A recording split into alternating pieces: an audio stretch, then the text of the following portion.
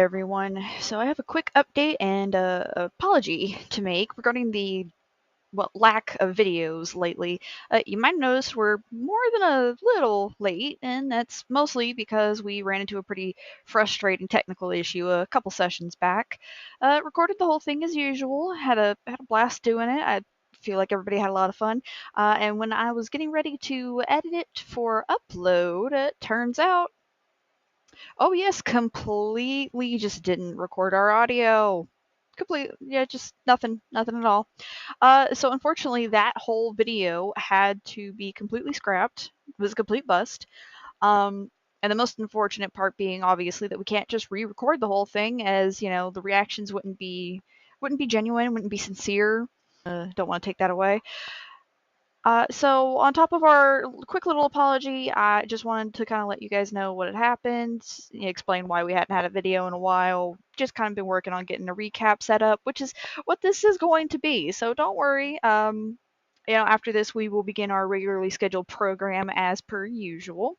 And I also made sure to get plenty of information from the party, so it's not just going to be me talking, I promise.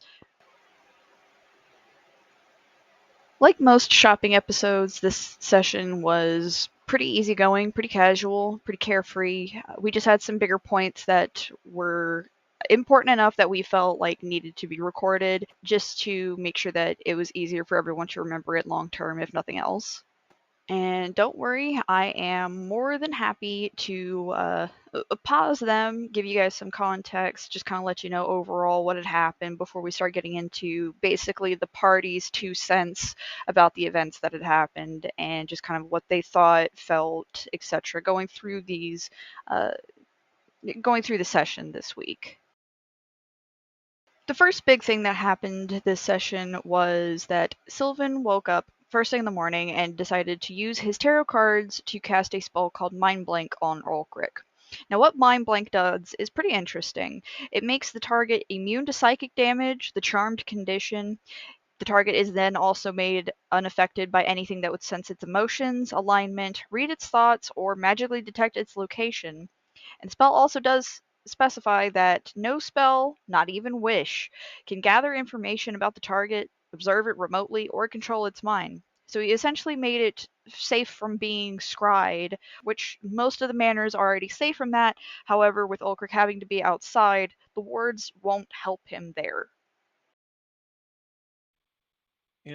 I believe Sylvan is going through a bit of a. I'm not sure if redemption arc would be the right term, but Sylvan is doing his idea of what a hero is, which is very much equivalent of what gave Flair horrible anxiety early in campaign, which is he is trying to save everyone and save everything. I do think, to his credit, this is a good move. I think it does benefit the party overall, but it does come from a place of just overwhelming anxiety and overall just kind of over preparedness, as there probably would be a much less potent spell he could use here, or like that sort of thing for this purpose. I'll say for Flair, I feel like that was definitely a good choice to do. It helps because he's going to be out in the open anyway. So like anything that could help him be safe, because that was the purpose of us bringing him to the manor. So yeah, the fact of like he's going to have to be outside and we don't have any words for that. That's good. That helps. I don't blame him for doing that. I mean, you gotta be safe. But maybe you could relax a little bit. I don't think we're in dangerous territory at the moment. But I understand the precaution a little bit. Well, Casey does.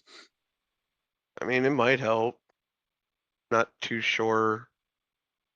But, I mean, doesn't really matter with him flying around now with wings. I think it's a good idea in general, but I worry that the inability to check on him could be a problem that works against us too. Next up was Casey and Ore making breakfast for Ulrich. Now, Ore has a very specific brand of helping, which is to say that she stares intently and watches like a hawk at whatever anybody else is doing, like most small children do. Uh, so in reality, it was mostly Casey doing the actual cooking and Ore just kind of being more moral support. I mean, she woke Calic up to ask him if she could go, or to tell him that she was going to go wake up Casey and make breakfast for the giant kitty. Yeah, Raina wakes up to Ore and Casey talking in her room and talking and whatnot because Casey decided to spend the night in her room because she has fabulous carpet and whatnot. So, and also Casey promised Ore to help feed Ulrich in the morning. So, Well, it really brought him back to, living in a big household, being the oldest sibling, having to cook for younger siblings, it brought him back to that. So that's why he was very, very pushy to wanting to make something for her as well while cooking. And it just brought him back to a more simple, just spending time with his siblings moment. So we enjoyed it. It's gonna be kind of funny. Flo doesn't have to worry about being the fun uncle, because I think Casey sees more like a little sister, just because of that moment of cooking in the morning with her. So that's how he sees her relationship with Owe. He doesn't know if Owe sees the same way as a big bro or not. So, but that's how he sees the relationship. As is anything right now with Ore, he's glad that that she is having a lot of good experiences with the people closest to us right now, because while he generally does care for Ore as a person, he always has for a long time. That's why he was concerned about what could happen to Ore specifically as part of the mana transformation. He also, it's kind of like a dual effort of, he wants to make sure that Ore is happy until the change happens and she only gets to be herself. But also knowing that the better the experience she has could also help make sure that what she becomes is a force of good. So he's genuinely happy for her on a real level of Casey's having fun, help interacting with her. She's having fun interacting with the people around her, and everything hopefully from that will come out to be good. Well, Casey makes good grub, and Ore's always welcome to help, and always very prepared to. She keeps a good eye on everything. I think this is an exceptionally important scene, even if it didn't directly involve Sylvan, because it set up for Sylvan to interact with Ore that morning and give her that toy soldier, which was especially important to him. Also, it did sort of set up for him to mess with Casey's hair. I think it overall contributed in a way that was fortuitous for Sylvan's morning and made it a little bit less weird and individual in how he immediately went after completing his tasks with Ulrich. And I think it became more sociable.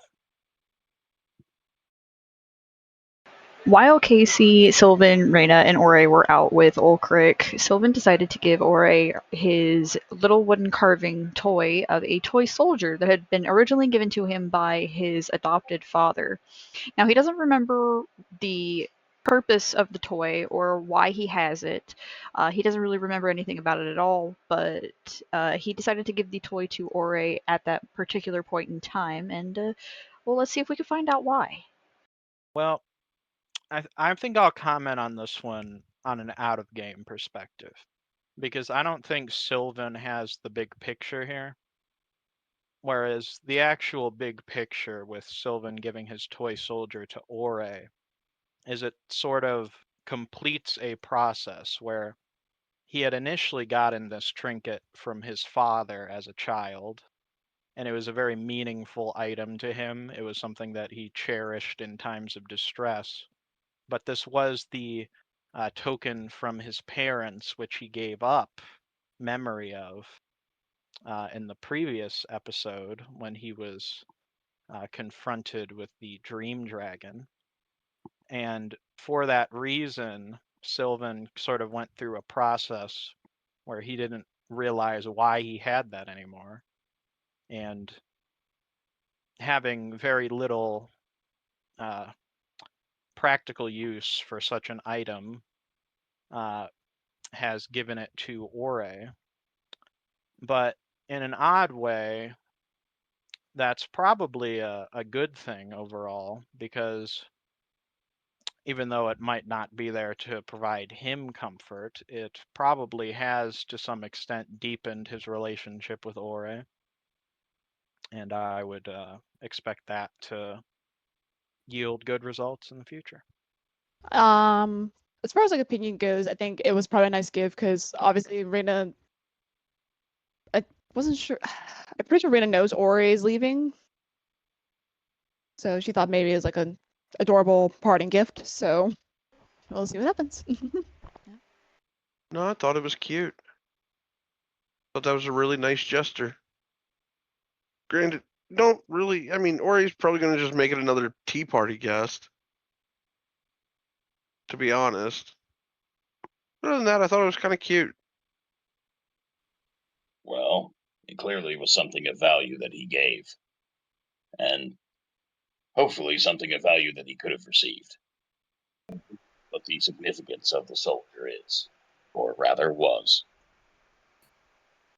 I don't have any particular concerns, but I do feel as a player that it's a nice gesture to give up a thing that was, whether or not he realized it any more important to him, to someone else. It's a nice gesture if he meant it as a gift, and especially if he still knew it was important. If he didn't, then it's whatever. It's still being nice to Ore. That's still important. So, I think the general concern is, if there is a concern, the concern is more about whether or not he was just giving it up because he just didn't care for it, instead of more of as a pure gesture. But I still think it was part of the important part is it was a good gesture, regardless of reasoning. I am a little concerned, only in the fact of always having access to that toy, what it might entail or what might come of it. But I'm assuming there was no malicious intent on being given to, if that makes sense. Like, giving the doll was probably not malicious, but I'm just very slightly worried that something malicious might happen. Oh, not malicious, something bad might happen because of that happening, if that makes sense. Raina's tattoo, a mysterious mark from her uncle left after the seance that she had with Corey and Myth. It's on her left arm. It looks particularly creepy. It seems to be changing the color of her blood, among other things, and apparently it refuses to be concealed. Let's find out what happened. Yeah, Reina waking up in the days, looks down, she sees her the tattoo is still on her arm, which I think we now established as of now. It's on her since it wasn't established previously, it's on her left arm. Reina, got dressed. She decided to wear a spaghetti strapped dress. Just in case, one, she wanted to show Diana her arm tattoo at the temple, so makes it easier. And also, as she goes downstairs and whatnot, as Setsu ends up meeting Sylvan outside along with Casey and Ore and whatnot, and asks Sylvan to use his concealer to see if they can cover it up. Obviously, with the concealer not working, Reyna had to try to cover up the tattoo with a cardigan. Obviously, it was very, very hard to wear a cardigan. I will handle this one myself. This was some hot bullshit. My makeup skills never fail. I have concealed many an injury and many a slight, and all I have learned from this is that she deals in forces, not to her consent, perhaps, but deals with forces beyond our ilk. That is definitely a concern and very interesting. And I mean, he has no particular thought other than just general not knowing and interest in what it is in general. The whole tattoo scenario. Other than, I don't know, maybe somehow it's related to maybe something was added instead of changed, and that's what's making it be different. Who knows? Player wise. Oh no. Oh god, no. That can't be good, potentially. Or it might. I don't know. It's hard to tell at this point. Casey response? Oh god. Jokes aside, Casey's very like, alright, I know. He's basically. Casey's thought on it is, alright, I know magic can be weird. So this can either be like just a very bad side effect, and it's not as serious as we think it is, and it can be quote unquote fixed. And if it's not, we're gonna do our best at the at the very least to make it manageable. Because he would know trying to make things manageable, being half dead and all that. Makes me think that the part of the tattoo's nature is that it wants to be seen. Perhaps the mark is something that is supposed to be advertised, or at least would originally have been intended to be. Magical tattoo that makes her bleed red. That's crazy that it can't be covered up. Using an extract from the mushrooms growing on the still disembodied head of his original body, X managed to make the equivalent of peanut butter no-bake cookies that could grant the party the maximum power potion effect for up to a minute. Ore struggled to try and get one, being the child encompassing most of the god of magic and feeling an almost overpowering craving for the magic-enhancing cookies. She wound up getting one in the end, but not before Casey was asked to test one out. Oh, it was a wonderful time. Ore came and baked with me. I was a little bit hesitant about that. You know, giving a child god unlimited power for, well, I assumed one action, but it was a little bit worse than that potentially. Good thing she's pretty well behaved even with the cookie. And Calic nearly had a heart attack from the stress. But overall, it went over well as soon as Casey tried one and didn't die. Wasn't 100% sure he wouldn't explode. You ever tried to keep a child god from grabbing cookies? It's horrible. Yeah, and X really needs to work on his communication skills. First off, I would just like to say we really need to work on his sales pitch. Just gonna throw that out there. Second of all, despite that, eating it and not immediately dying and mostly positive benefactors, I think it's pretty cool. It's just basically another version of Sep's potions. So I'm down. I think it's cool.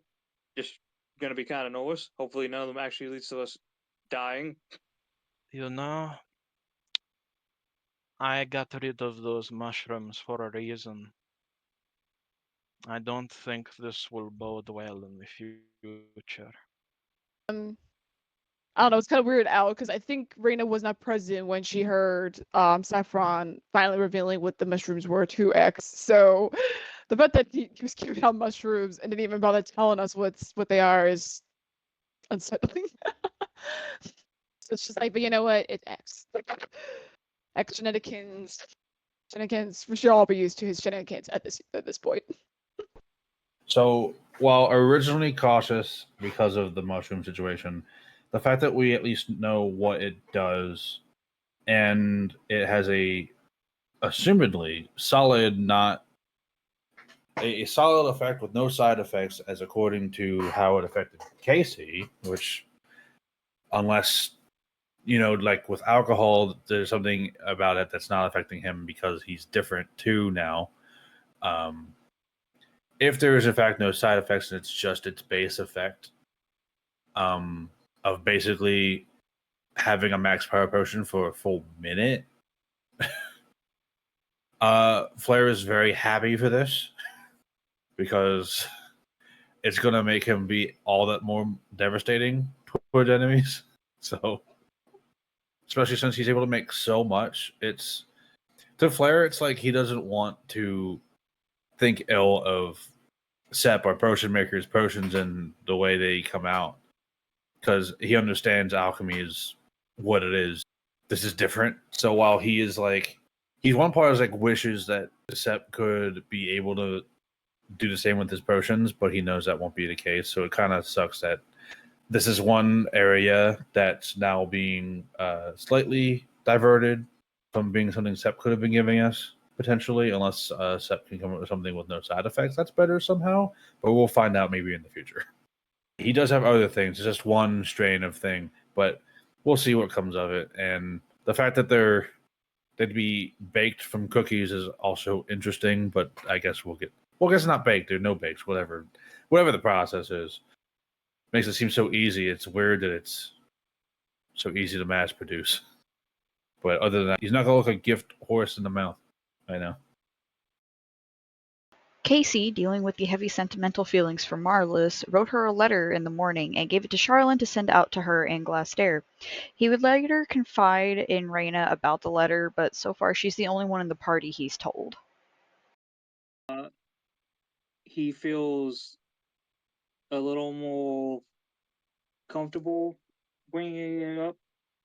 He's probably going to try at the very least only keep it between Raina and his sister and sister-in-law. And of course, Charlene also knows. Because, he doesn't want everyone to, like, start putting a lot more thoughts into, like, no, he's writing letters. Oh, why? Because, like, obviously he does care deeply about her and love her, but he didn't exactly make a love confession letter. He was mostly just being like, hey, miss you. Hope you're doing well. He only wants a few people right now, because instead of just suffering in silence, I guess. He's not necessarily trying to be, like, sneaky. He's more so trying to... It's not sneaky, it's more personal. So it's not... He's not exactly being like, hey guys, look, I got a girlfriend. I was like, it's more of checking up on a friend than trying to get a girlfriend, you know what I mean? Reminiscing, not romancing. One, she's very, very happy for Casey, obviously, because yay, a budding romance blooming. She's quite happy for Casey because obviously he's pretty much understands that, yeah, this is his first love and whatnot, and obviously Randall wants to help out a friend, so. I think Casey, bless his heart, is being a little bit overcautious with his approach with his childhood friend. I think that while it's definitely good he's sending this letter, that there were means where he could have contacted them before, could have maybe scryed them a bit more, or done other things to obtain information beforehand. And I do think he's sort of I won't be I'm not going to be crude here. I think he's thinking with his heart, but perhaps he should be thinking it a bit more with his head on this. I think he's not necessarily acting in the most efficient, logical manner, but I do think it's a very intriguing thing.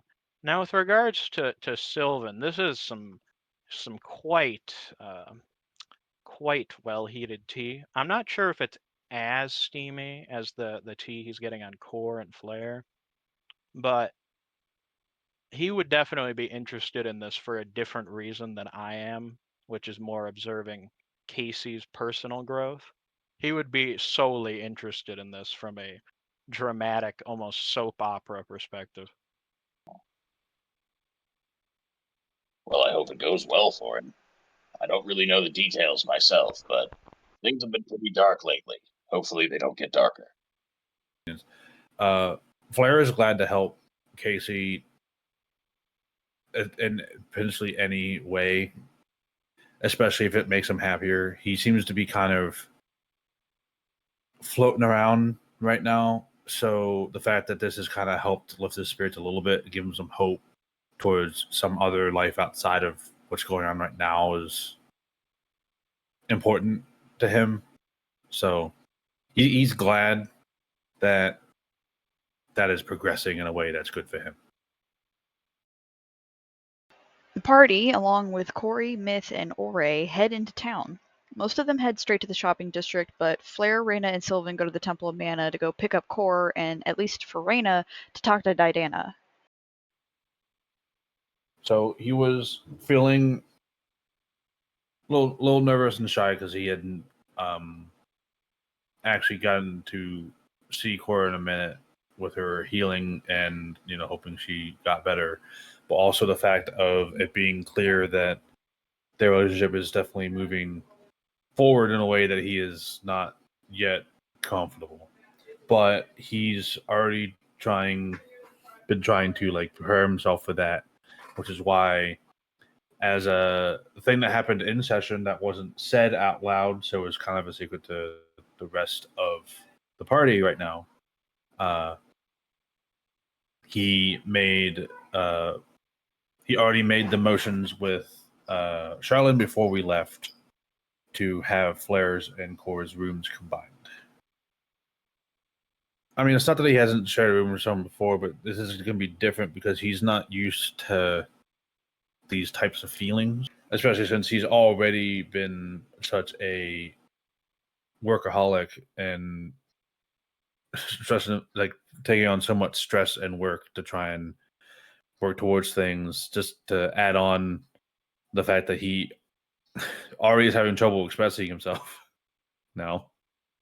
In the past, before the new body and everything's been working differently, when he was a kobold, he didn't have those types of feelings for people before. He cared for people at an emotional level, but that was never more than just platonic feelings. And which is why for the longest time in his life you could say he was asexual, because he had no need or feel for that type of stuff. And even in a way aromantic as well. But with things having changed and he's got a new biology working, and he already had a strong feeling connection to Core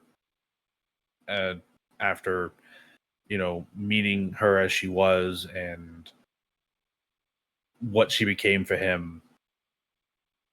So now everything's been kind of strange as he's been kind of dealing with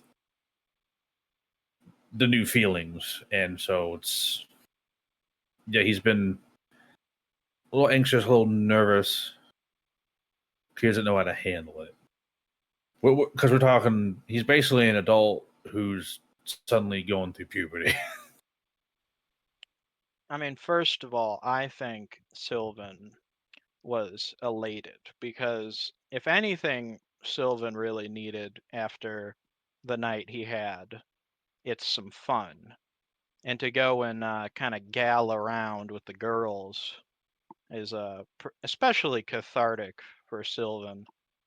And on top of that, he doesn't know Core. He doesn't know much about Core and Flair's relationship because he's been very mum. It's clear they're very, let's put it, hot and heavy. But for Sylvan in particular, this is some fresh, hot, steamy tea. And it is something that he has basically no info on. So, if anything, this is a moment where Sylvan was more quiet, a little less outspoken, bit non-typical for him. But I think he was really reading the room, and he was hoping to get some juicy details, which perhaps, unfortunately, he may not have gotten. But, there's always tomorrow.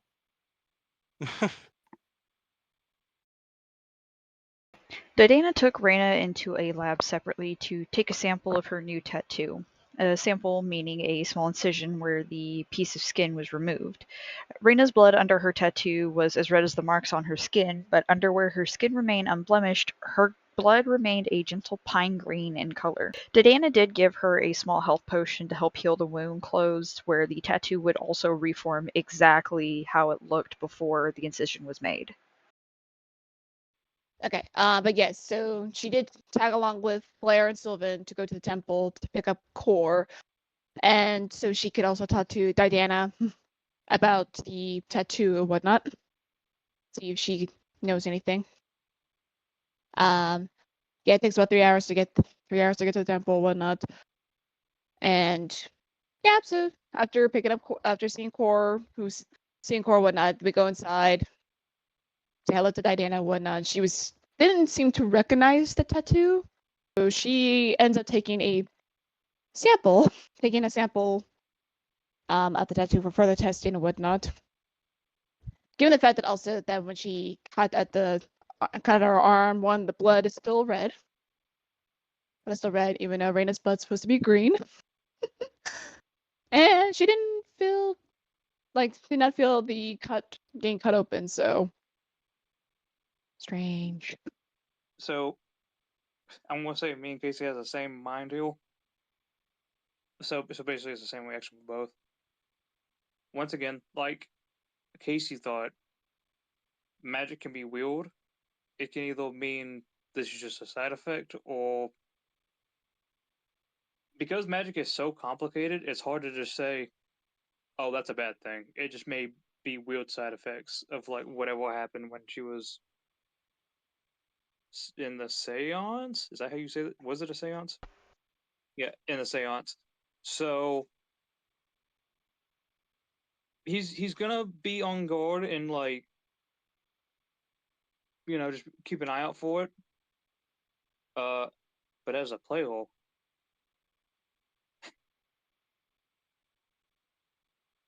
I kind of have a theory in my head that I may be fucking wrong about.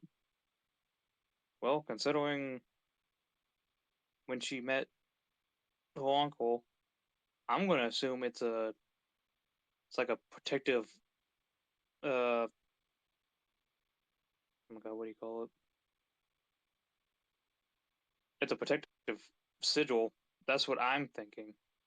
Because if it has that blood on the top, but whole actual quote unquote bleeding is fine, maybe it's like normal. Like that's what I'm thinking. But once again, that's just a theory. Can't wait to be either proven somewhat right or incorrect. That's the fun part about theories, right? Yeah. Both me and Flair, obviously, are both very curious to know what comes of whatever test Diana gets to do on the sample she took. But Flair is still questioning whether or not he should have attempted to identify to try and help beforehand, and whether or not he still should, regardless of the test being done. He might offer it in the near future to see if he can at least give some hint towards something, maybe to ease her mind or get some idea of what it's about. As to like the nature of it, I currently have no idea what it could be exactly or what it could mean. I think the initial premise that we're getting is that, or at least that Raina led on, if anything, was that it has something to do with these powers she could get. But the problem with that is not knowing the nature of the powers and if they are going to be a bad influence or it's purely based on the person, how they use them type thing. Who knows But who knows with the whole anything related to the hunger. And But we did get some very interesting info on Reyna's tattoo here, especially with regards to the blood, as Fae should not have red blood within the Alvernon setting. And I don't really know what that means in this context, because if I'm honest, I would expect something with very Old One influence, as Sylvan observed with her tattoo, to not necessarily have red blood either. Now, perhaps that is an incorrect assumption on my part, but I would sort of expect that to also have some kind of supernatural quality to its blood. So I'm curious, on the part of a player about whether or not this is hinting at something specific or perhaps greater than what we have previously interpreted with regards to her tattoo. I was like, damn, a magical tattoo that makes her now bleed red in that area. Crazy. But maybe we'll get to see more about what's coming from that with her whole uncle situation. it's at this point that everyone meets up in the shopping district to have a pleasant shopping trip, led, of course, by Kor, who is probably the only dragon who hoards shop receipts instead of the gold she uses to buy the things.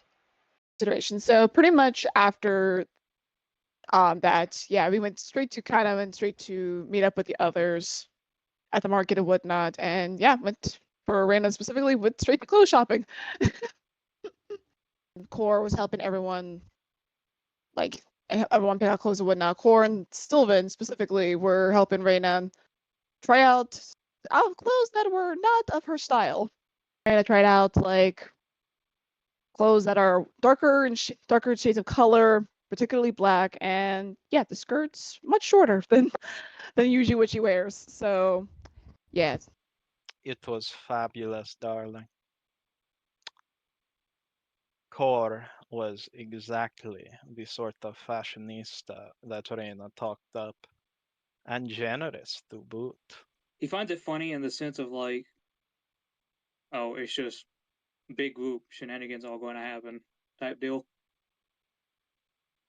And he doesn't mind it because I think he knows later on he's probably going to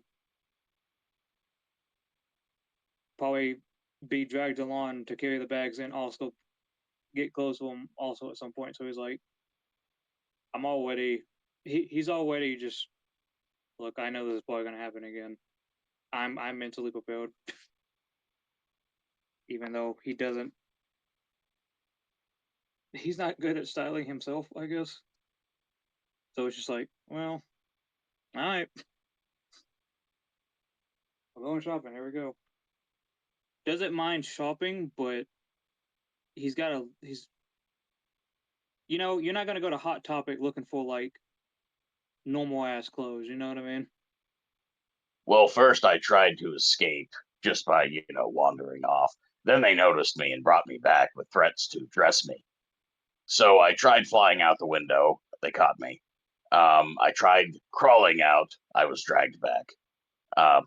Truth be told, I was just worried that they would dress me up and forget me in the window of the shop. We had, I think the first shopping trip with Core was our first time really in the city with her. And then when he spent a week basically at or in and out of the temple, when we kind of hung out in Rashir for a minute before we got back to things, there's probably some small trips here and there.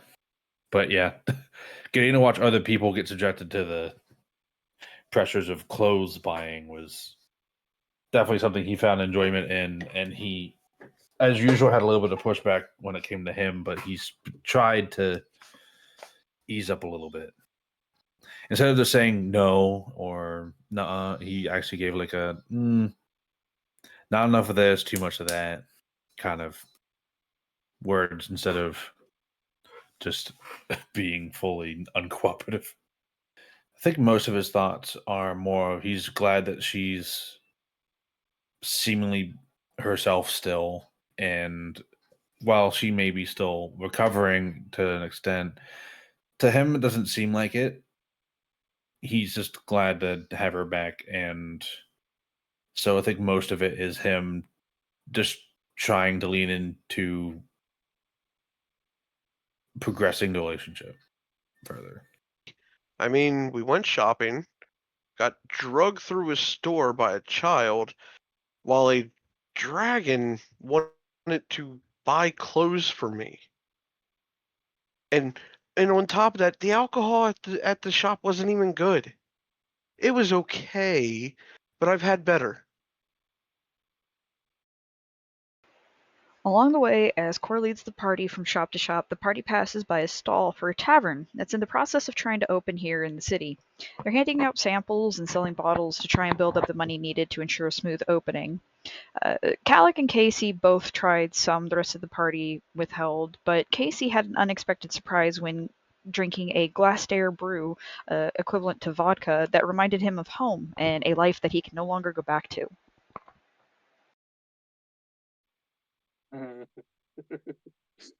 Well, about that vodka, let me tell you, audience members. You know how, like, sometimes you may not know where you're going in life, right? And you're like, maybe you're on autopilot, right? You're just going through life, just doing daily life stuff, and just letting life take you where it's gonna go. Let the wind catches you. Being human beings, creatures that we may be, and having the ability to think and have thought and feelings and emotions. Uh, as soon as you realize you either want something or you miss something, it kind of hits you like a truck, and you kind of get overwhelmed with, oh my god, life has purpose, and I need to find this purpose. AKA, Casey tastes that, and it was like, oh shit, she really is fucking alive. Oh my god, she's fucking alive. As in realization, and then, oh fuck, she is alive. Thank fucking god, I don't have to worry as much. Very being overwhelming. Also, he really misses his home. And at this point, I think Casey realized Mollis is his home. That's basically realizing, like I said, oh fuck, she's okay, and I gotta go find her. I need to find her. He will say he did also feel bad that he started, as soon as he tasted the vodka, he did feel bad about making the tavern keep void. So he does want to make amends before everything gets shut down. I will say, because I was actually emotionally distraught, I didn't hear what she said after Casey left. Because of the tasting the brew, he is now scared about what the returning letter might be, even if it may be her actually responding or her just sending the letter back. Flair is more like he understands the situation. He's in a rough spot right now with thinking about that whole situation with him, Marlis, and home and everything. It's still kind of a rough patch to go through, so he's kind of still working through it. He has no solids. He's still confirming that everything, well, most if not just about everything with his home and his family and the people he cares about is to some semblance safe and or in a good place. Because he's still seeking that. He's basically waiting on that security of that maybe Marlos is still a thing for him. And we learned that his father's fine in Glass Terror, but we still have to figure out about his brothers, find out they're fine. Like, there's still some stuff up in the air. Flair understands that, and he's learned to not pry too much. Right now, Flair is in this weird spot where he's trying not to pry, but he's also then not interacting enough. He's still finding that middle ground a little bit. Flair's still dealing with the loss of his home, but he's kind of given up on that at this point. As far as he's concerned, the only thing that Flair can even relate is the fact that since Aurelis is destroyed and basically uninhabitable at the moment because all of and Y is just kind of fucked. Flair's gotten over that by just simply believing in the fact that he has to put everything into saving the world, because if we save the world, then maybe things can get fixed and get better, and then he'll worry about that later. Because anyone he cared about that was there is either already dead or he knows is fine and alive. It's not the same for Casey. I think I'm aware that, you know, Sylvan was here, and I think it's very likely he may have noticed this. But part of the reason I didn't have him interact with it is this is obviously such a personal moment with Casey. But I also do believe that Casey in this moment is he's getting quite sentimental, which I think is admirable. I'm not sure, because we didn't get much extrapolation like as a party about this, like what it really like truly means in a bigger picture sense. And I very much so look forward to seeing what that means and sort of why that really hit him in the feels in the way that it did. I think that will be quite intriguing. Last but nowhere near least, the party met with an eccentric shopkeeper in a rundown old tent with seemingly random bits and bobs on a blanket and absolutely no other customers in sight. After giving Ore a rock that glowed several different colors at just her touch, Monty introduced himself by checking the party for meta strings, and their business began in earnest. You know, this was a difficult scene to play Sylvan with. I think Sylvan is a bit distrustful of the kind of meta game we have going on here. And I think that when an individual like Monty comes into the picture, he can be prone to be a bit presumptuous, I would say. And even if he's being presumptuous for a good reason, you know, I do believe he should be a better judge of character in moments like this. But I also think that Sylvan, like any of the PCs, is a humanoid. He is beholden to his emotions at the end of the day. And I think that other PCs in that moment showed a similar level of apprehension. You know, we observed Calic being a cautious father figure at points, kind of being, at least early on, a little bit similarly suspicious once, especially some mentions of Ore came into the picture. And I do think that this will lead Sylvan specifically to sort of confront his apprehensions with the party a bit more directly. And I think that that will be healthy for the overall party dynamic rather than what we observed a couple sessions ago, where he had issues and he only communicated those mentally with Flair and then kind of went to bed. I think this might be a step in the right direction, even if it was a very unconventional and disrespectful one. I also think that Sylvan very likely missed out with regards to that flute, and perhaps he will come to regret that in a future episode. I do find it interesting that I was really the only one who played my character from like sort of a suspicious perspective. Like I know Calic did for a little bit, but there was sort of very quickly a bit of a turn at the heel with regards to that once the rest of the party was in uh, agreement. And I don't think that that's necessarily wrong. I just find it interesting that there was no one else who would take that sort of perspective. Particularly, maybe even like, I know Reina has had some previous experience with obviously the branded and the kind of getting certain marks or other things taken advantage of. I think it's intriguing to me that we took that approach. Flair was initially confused and weirded out by this strange man that they encountered and the weird cryptic way that he chose to speak. And so I think him, maybe alongside a couple others in the party, were a little hesitant at first to like go along with things. But when he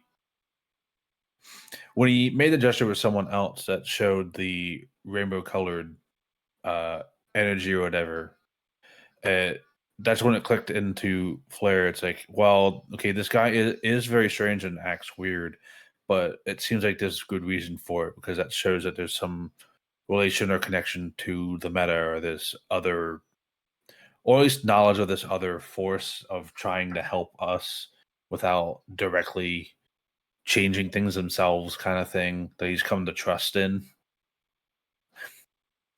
So when it came to being offered the item that he was being offered, while being initially hesitant, knowing that it is coming from a side that is to some extent trying to help, and while he didn't understand what the price was, given that it was the access experience and he was just being told it was memory or something, he didn't quite understand the wording. I did, as the player, end up having to like basically edge things that he would make the decision to take the item and like just trust it, right? But he did end up getting a cool vial with a interesting liquid in it that will help his spellcasting ability a little bit more. He's very curious about it. Flair was very kind of put back on how Sylvan reacted to Monty. He somewhat understands what he's potentially dealing with. Because he realizes that while he had Sylvan had a recent past history with, control, making deals with things that he trusted in to some extent, and that going poorly. And then that led to some events that weren't directly involved with what his choices led him to. It just kind of put him in that place.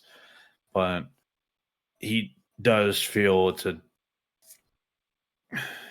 difficult situation to tackle with him, because he doesn't know how to go about that, because he kind of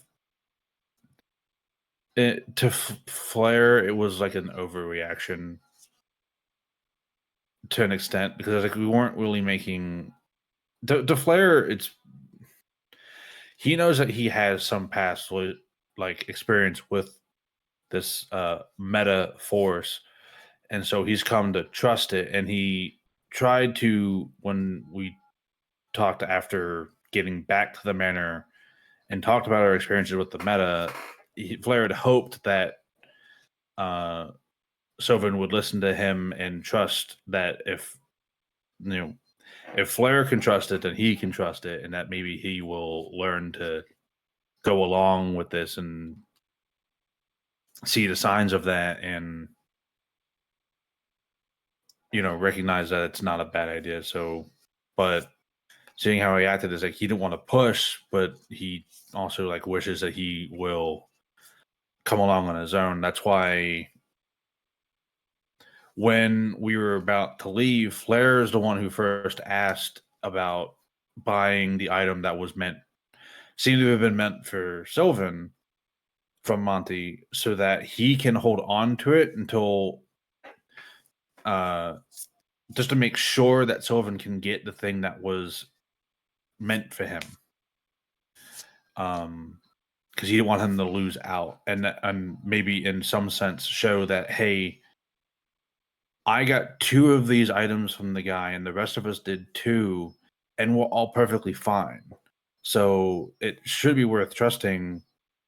Do you want to take it now? He wanted to do it as a gesture of trust, to show that he can trust it. That of all the people, since of the entire group, Flair is the one he would know the most. And unfortunately, that kind of got passed on to Reyna, while Flair understands that other people want to take up that mantle for him. He didn't want to. Flair wanted to be that person, but he's not willing to be pushy about it. So he let Reyna get it instead. So obviously, starting off, you're cautious because he knows things, right? You're like, okay, this random guy knows a lot about our situation, a little bit about our past, and knows a lot for some random merchant, right? But so does Sharlin. Sharlin's fine. And like Casey thought, if this Monty fella really knew all this stuff and didn't attack us, there's got to be a reason for it, right? So Casey, who has been through some shit, you know, literally dying and coming back, he was like, you know what? Life is all about fortune favors the bold. So he asked for my hand. I'm like, all right, go for it. What's the worst that can happen? I die. So as someone who has dealt with crazy, I say crazy lovingly. I don't mean like a derogatory crazy. Just life is crazy. We get that, right? So he was like, you know what? Let's go. And he really likes Monty because Monty's that like crazy. Well, like he has fun with it. You know what I mean? He's like, hey, it's that crazy fun uncle who's like not bad crazy. He's just like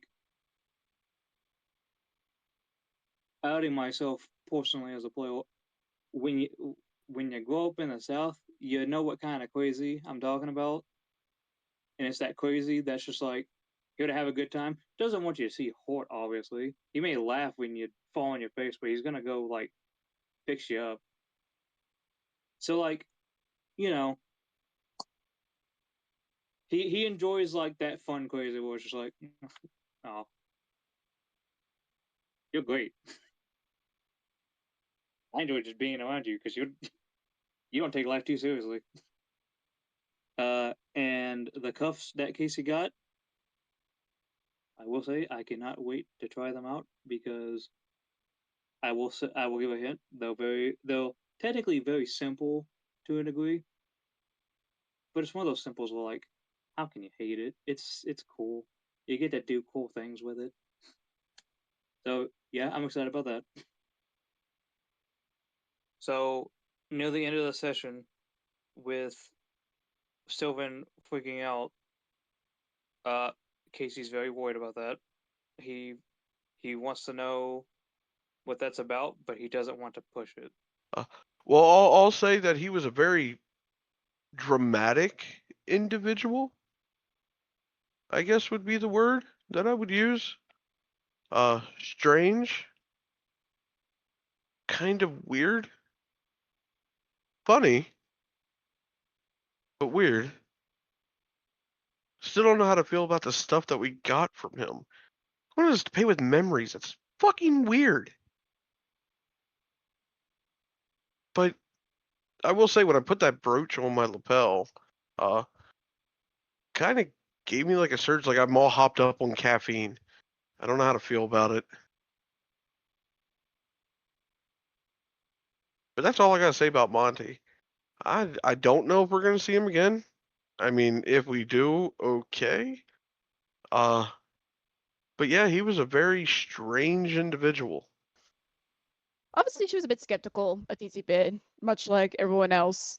I mean, eccentric guy being eccentric, and eccentric old man being eccentric. But yeah, as soon as he did the wrist thing with Reyna, showcasing that she has the strings, she was like, okay, maybe this gentleman knows a lot more than anticipated. So anticipated. Everyone, well, almost everyone got their items. Reyna got a pair of spectacles, silver lens spectacles. So why not? Yeah, and with those spectacles, she sees lots of colors. Obviously, the colors are up to interpretation. She can guess which one means what, but she doesn't seem to have a grasp of all the colors. Aside from, so obviously Reyna got the spectacles, but she decided to take in the flute that Sylvan denied, since she's a flute player. She's actually running backstory information. He is a bit of a flute player, so figured why not. And she also probably wants to learn more from it. So, Well, Monty was certainly a character, very interesting and knowledgeable. Knew a lot of things I feel like most people shouldn't. But boy, were his wares nice. I mean, he gave me a circlet, and ooh, it's a magnificently beautiful silver band that seems to glow with ethereal light. There's these lovely little pearls that are placed into the band that also glow with an ethereal, wispy light. Makes me feel pretty good. Feel pretty prepared for stuff. Oh, I feel 2 to 3 times as well equipped as I was prior. Overall, I think it went pretty well. Not all of the party was as welcoming to Monty as would have been preferred. I think he was rather helpful for us, if my own case can be considered.